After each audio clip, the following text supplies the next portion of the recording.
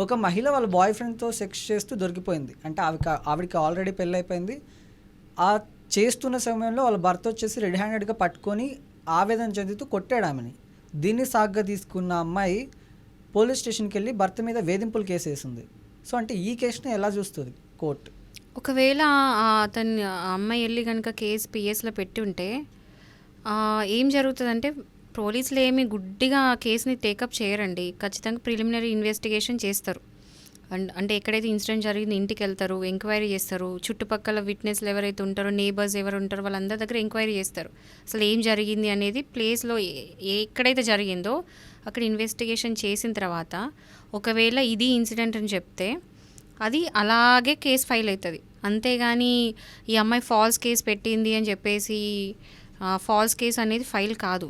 But still bad ఏంటంటే, ఇందులో irony ఏంటంటే, ఆ అమ్మాయి మీద ఎలాంటి క్రిమినల్ కేసు కాదు.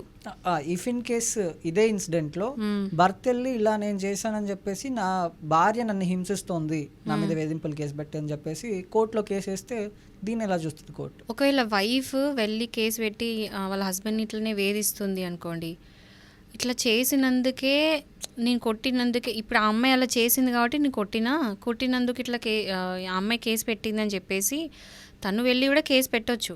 కానీ ఇక్కడ క్రిమినల్ అఫెన్స్ అనేది ఏమి ఉండదు. వెళ్ళి ఓన్లీ ఆ గ్రౌండ్ చేసుకొని డివోర్స్ మాత్రం అడగొచ్చు హస్బెండ్. అంతేగాని ఆ అమ్మాయి మీద వెళ్ళి మహిళ పడితే క్రిమినల్ అఫెన్స్ ఉంటుంది, కానీ అబ్బాయి పడితే క్రిమినల్ అఫెన్స్ కాదు. అదే ఐరనీ అని చెప్తున్నాను కదా నేను. మెన్కి పాపం యూనో ఎట్లాంటి ప్రావిజన్స్ లేవు. చాలా కష్టం. మన ఇండియన్ లా యూనో ఉన్న సిస్టమ్ బట్టి, ప్రావిజన్స్ బట్టి ఏంటంటే మెన్ అయితే కష్టం సఫర్ అవుతారు. అంటే ఇది ఇలా చెప్తే మీరు ఆ పాయింట్ చూసుకుంటే ఏంటంటే, ఒకప్పుడు విమెన్ వేర్ వీక్. అంటే ఇప్పుడు ఈ జనరేషన్లో ఈక్వాలిటీ అంటున్నారు సెట్, కానీ కొన్ని ఇయర్స్ బ్యాక్ ఏంటంటే women were weakest section, men were dominant. So ఆ టైంలో ఏంటంటే ఎన్నో గృహహింస ఇవన్నీ జరిగేది, డివోర్స్ కోసం మర్డర్స్ అయ్యేటి, గ్యాస్ సిలిండర్స్ పేల్చి చంపేవాళ్ళు. ఎన్నో ఊరికే వచ్చిన చట్టం కాదు కదా. మారుతున్న కాలం బట్టి ఏంటంటే అమెండ్మెంట్స్ జరగాలి, ఈ యాక్ట్లో అమెండ్మెంట్స్ తీసుకురావాలి, అన్నీ మారాలి. ఎందుకంటే మోస్ట్ ఆఫ్ ద కేసెస్ ఏమవుతుందంటే ఫేక్ కేసెస్ ఇస్తున్నారు. 498 యూజ్ కంటే మిస్యూజే ఎక్కువ అవుతుంది.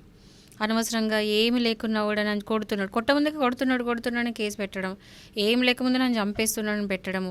ఒక్క హస్బెండే కాదు, వాళ్ళ మదర్ ఇన్లా, వాళ్ళ ఫాదర్ ఇన్లా అందరి మీద కేసు పెట్టడం. ఇది ఒక కామన్ టాక్టిస్ అయిపోయింది ఈ మధ్యలో విమెన్కి. సో అది దాని మీద ఏంటంటే ఇప్పటికీ కొన్ని చేంజెస్ వచ్చినాయి. ఏదైనా పోలీస్ స్టేషన్కి వెళ్ళి కంప్లైంట్ ఇస్తే ఇమీడియట్గా ఎఫ్ఐఆర్ చేయడం అలాంటివి ఈ మధ్యలో చేయట్లేదు. ఫస్ట్ వెళ్ళి ప్రిలిమినరీ ఇన్వెస్టిగేషన్ చేశాక అక్కడ జెన్యున్గా కేసు ఉంది అంటేనే కేసు చేస్తున్నారు పోలీసులు కూడా. లేదు ఫేక్ అంటే మాత్రం అక్కడికే వార్న్ చేసి పంపించేస్తున్నారు.